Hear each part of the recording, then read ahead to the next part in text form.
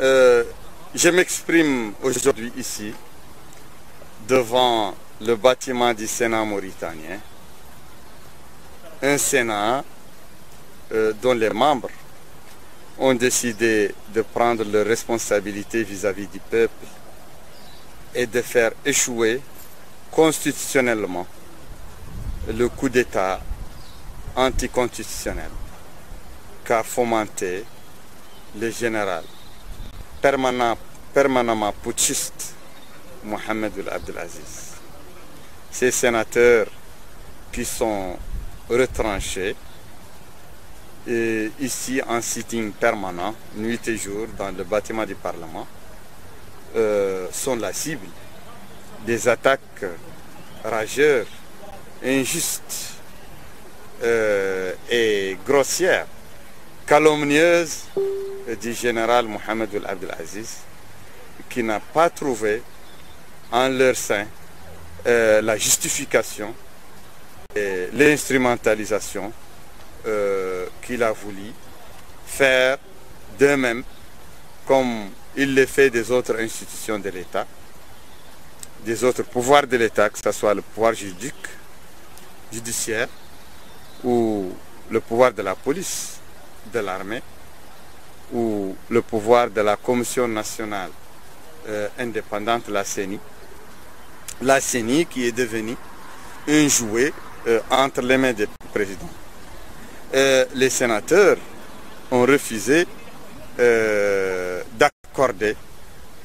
l'impunité aux grands crimes économiques, le pillage des richesses de la Mauritanie que le général Aziz et ses proches ont orchestré. Le général Aziz prétend que le Sénat est budgétivore et qu'il dévore le budget national.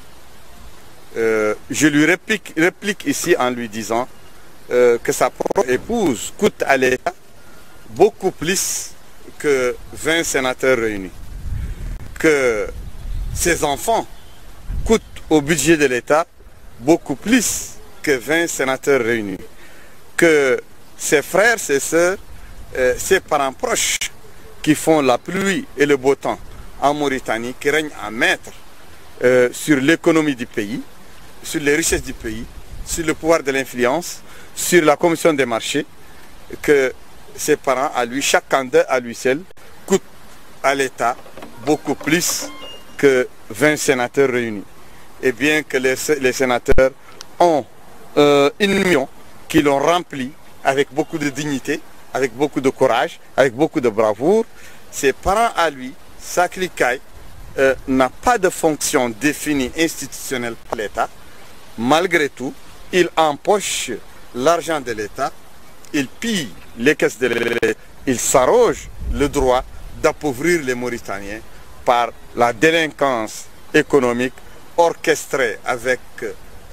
des sociétés mafieuses nationales et internationales. Là, je suis venu, j'étais avec les sénateurs qui sont sortis ici, bien qu'ils sont enfermés, ils sont privés d'accès des populations dans le bâtiment, à l'intérieur du bâtiment du Sénat. Ils sont privés de beaucoup de moyens nécessaires à la vie là-bas dans le Sénat où ils sont retranchés.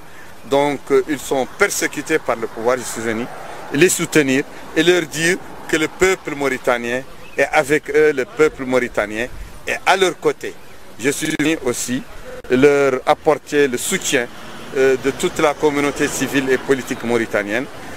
Nous mènerons le combat, notamment contre cet organe qui est la CENI, la Commission nationale indépendante, qui est maintenant un instrument utilisé par le dictateur Mohamed Abdelaziz pour faire passer son immunité et son inamovibilité sur la tête du pouvoir en Mauritanie. Que pensez-vous des propos de Mohamed Abdelaziz disant que voter non à la réforme va conduire le pays vers une impasse ou peut-être vers l'inconnu? Le pays est déjà dans une impasse parce qu'à la tête du pays, il y a quelqu'un qui gouverne par une délinquance économique politique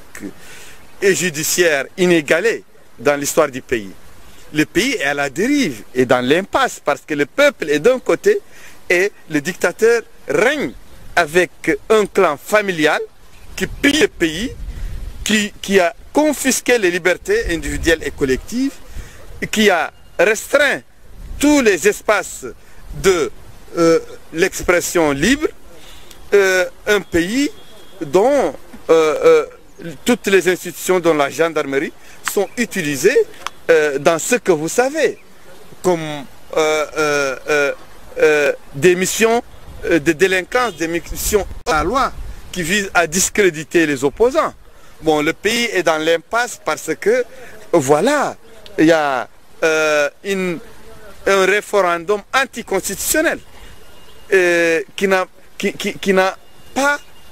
de légalité du point de vue de la Constitution. Un référendum contre le peuple s'oppose et que le chef de l'État veut forcer, non seulement par le vote, par le dialogue libre, par la compétition libre, mais par la répression de tous les opposants, la répression des manifestations pacifiques, de l'expression pacifique et la répression même des élus qui ont des immunités parlementaires. Bon, c'est ça la vraie impasse et je vous confirme ici et je vous dis que si le dictateur continue dans sa tentative de faire un passage en force pour son référendum, pour la nouvelle constitution, il y aura vraiment un dérapage dans le pays, il y aura le chaos dans le pays et il y aura l'ingouvernance dans ce pays.